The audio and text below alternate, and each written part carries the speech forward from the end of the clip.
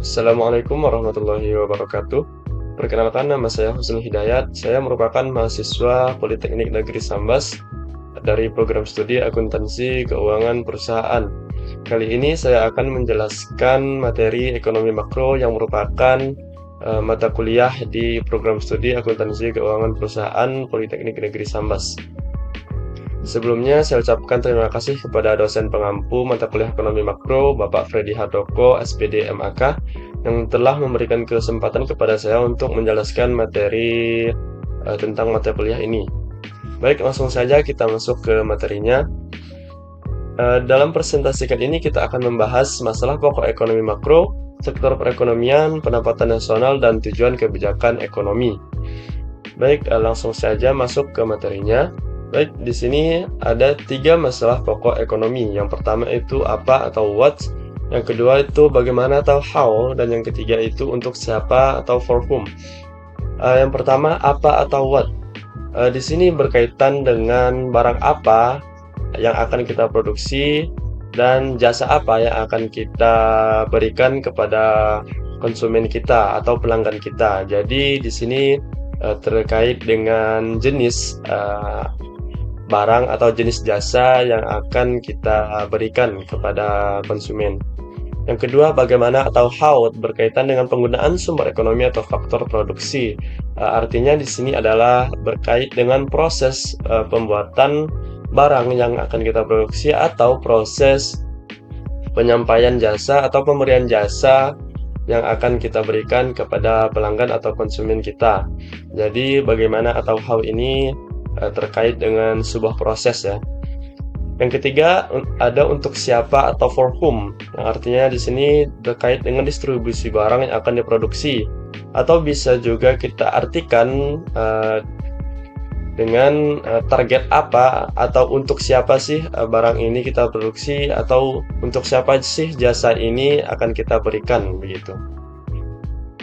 Selanjutnya, masalah dalam ekonomi makro. Di sini ada 2 hal penting.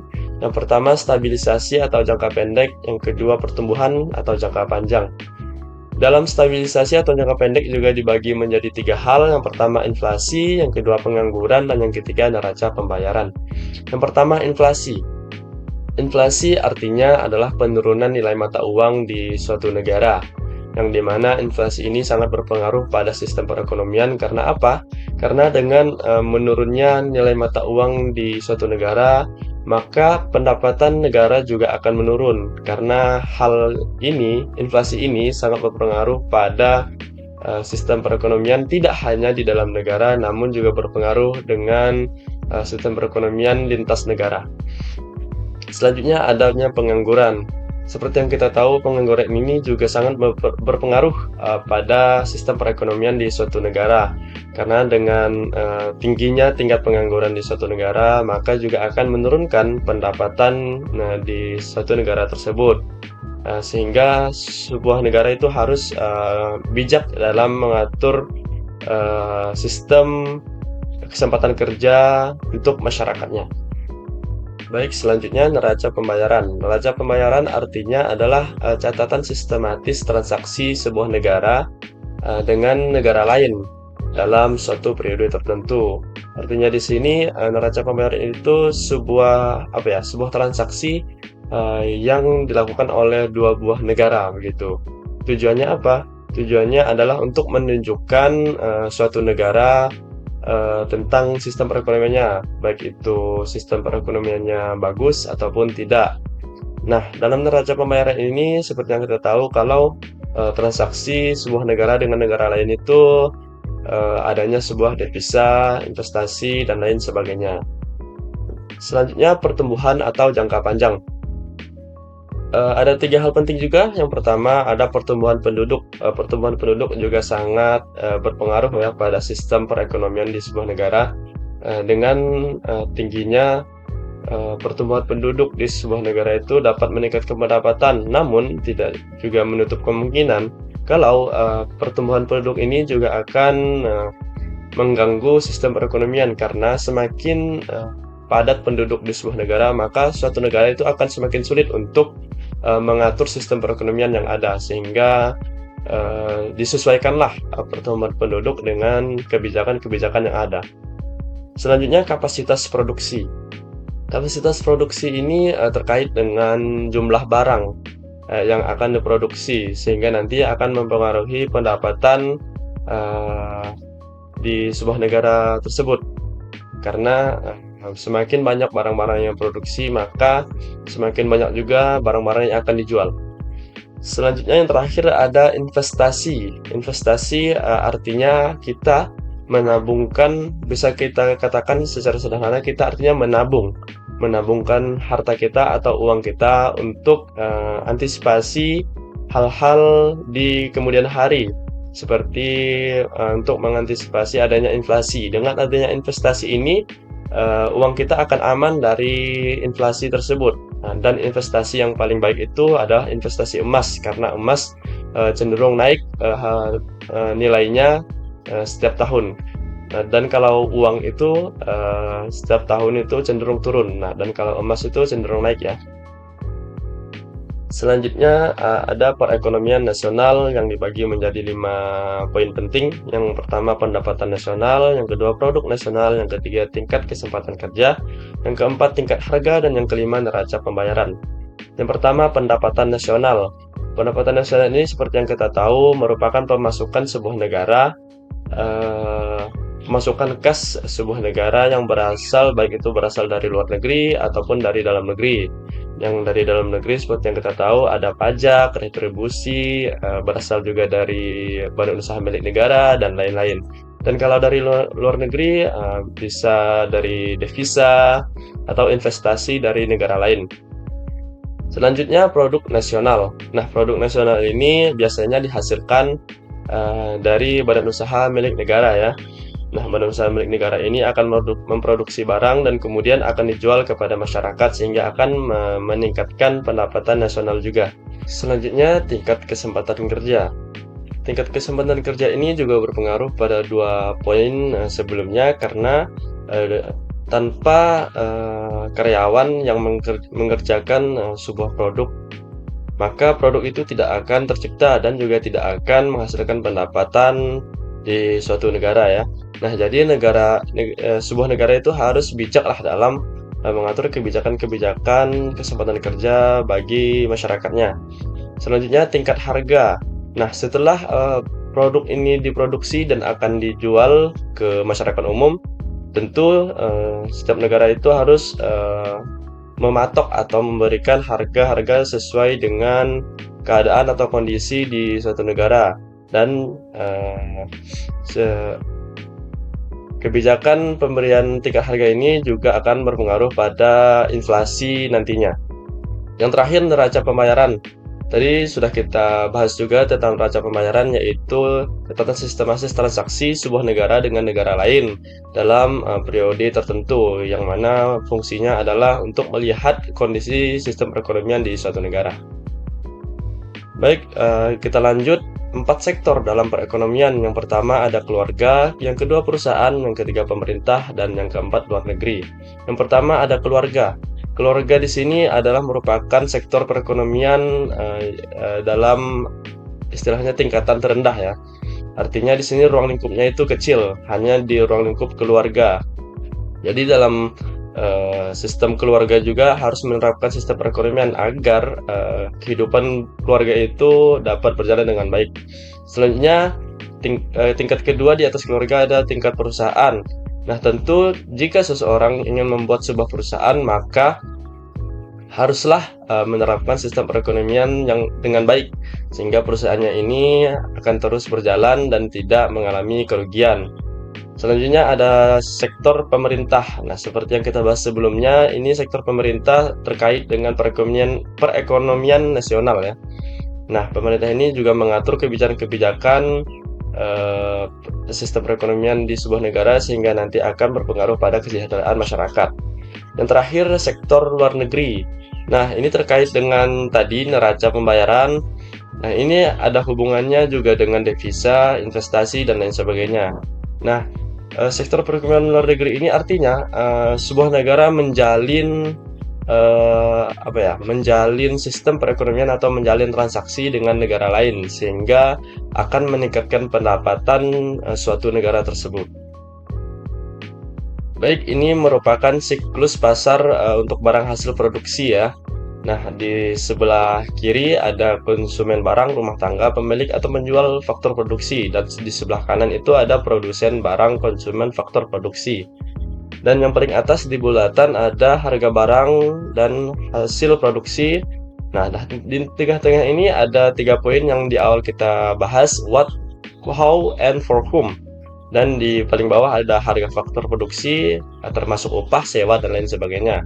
Nah, siklus ini sangat terkait dan tidak akan terputus, sehingga keempat hal tersebut itu akan selalu berputar-putar dalam sistem produksi ya, dalam sebuah proses produksi antara permintaan dan juga penawaran, yang mana siklus ini akan menerapkan 3 poin tadi, yaitu what atau apa yang akan diproduksi, how atau bagaimana cara memproduksi barang tersebut, dan for whom atau untuk siapa barang itu akan diproduksi.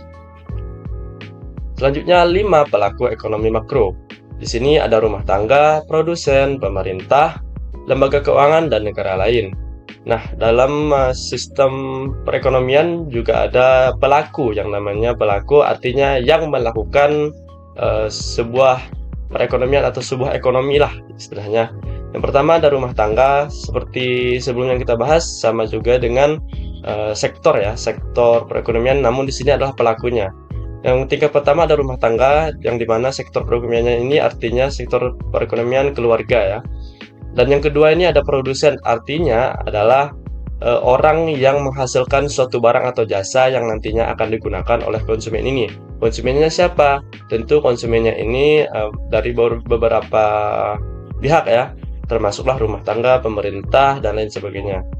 Selanjutnya pelaku ekonomi makro juga ada pemerintah. Nah, pelaku ekonomi makro ini ada dilakukan oleh pemerintah, karena dalam suatu negara itu sistem perekonomian harus dijalankan ya. Nah, pemerintah inilah yang akan menjalankan sistem perekonomian tersebut. Selanjutnya lembaga keuangan.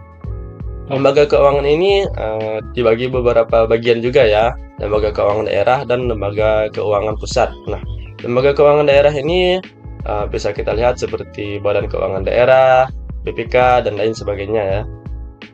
Nah, lembaga keuangan ini juga akan turut berpartisipasi mengatur dan menjalankan sistem perekonomian, baik itu di daerah maupun di tingkat nasional, dan bekerjasama dengan pemerintah.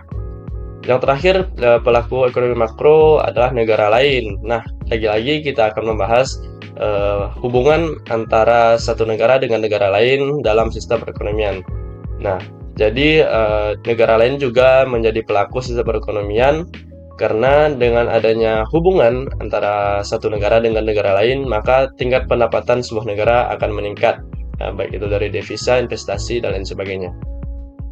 Selanjutnya, 4 pasar utama dalam sistem perekonomian. Yang pertama pasar barang, yang kedua pasar uang, yang ketiga pasar tenaga kerja, dan yang keempat pasar luar negeri. Yang pertama pasar barang. Pasar barang di sini artinya adalah pemasaran atau kita menjual sebuah barang di dalam sistem perekonomian, yang dimana pasar barang ini secara umum adalah kita menawarkan barang kita kepada konsumen untuk dijual atau konsumen untuk membeli barang kita. Selanjutnya pasar uang. Pasar uang di sini bisa kita lihat sebagai contoh adanya investasi atau jual beli saham. Nah, di sini artinya kita memanfaatkan sistem saham di sini untuk meningkatkan jumlah nilai uang yang kita miliki.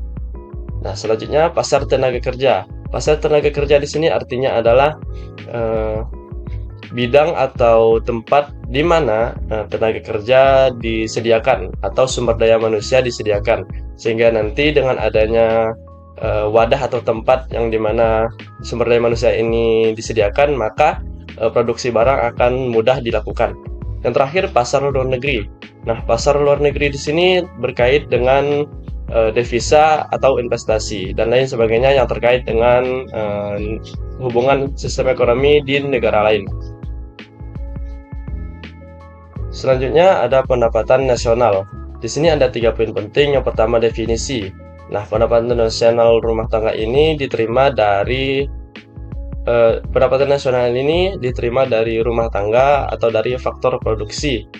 Nah, pendapatan nasional ini adalah pemasukan kas yang dialami oleh sebuah negara, baik itu dari luar negeri maupun dari dalam negeri. Baik, selanjutnya yang kedua ada indikator. Indikator di sini artinya adalah mengukur laju pembangunan dan juga kesejahteraan. Artinya, pendapatan nasional ini juga harus mengukur kesejahteraan dan juga pembangunan yang ada di negara, sehingga nanti pendapatan nasional ini akan sesuai dengan kesejahteraan rakyat dan juga pembangunan untuk kepentingan-kepentingan masyarakat. Dan yang ketiga ada PDB atau produk domestik bruto, yang artinya di sini adalah nilai ekonomis suatu negara berdasarkan hasil produksi oleh negara tersebut, dan fungsinya adalah untuk mengetahui kondisi ekonomi suatu negara. Selanjutnya ada 3 pendekatan pendapatan nasional. Yang pertama ada produksi, yang kedua ada pendapatan itu sendiri, dan yang ketiga ada pengeluaran. Nah, untuk produksi di sini artinya pendekatan secara melihat atau menilai sebuah barang atau jasa yang akan diproduksi. Yang kedua tentu dengan pendapatan, yang dimana pendapatan di sini berarti adalah balas jasa faktor produksi. Nah, artinya setelah kita memproduksi suatu barang, tentu kita akan memperoleh balas jasa atau yang disebut dengan pendapatan. Yang ketiga atau yang terakhir adalah pengeluaran. Nah, artinya di sini adalah selain kita memperoleh pendapatan, tentu kita sebelumnya mengeluarkan uang atau kas untuk memenuhi biaya-biaya operasional dalam faktor produksi, dan di sini adalah terkait dengan permintaan akhir. Selanjutnya indikator ekonomi turunan PDB. Nah, yang pertama produk nasional bruto PDB ditambah dengan pendapatan neto dari luar negeri. Yang kedua, produk nasional neto atas dasar harga pasar PDB dikurangi dengan seluruh penyusutan atas barang-barang modal tetap yang digunakan dalam proses produksi selama 1 tahun. Yang ketiga, produk nasional neto atas dasar biaya faktor produksi.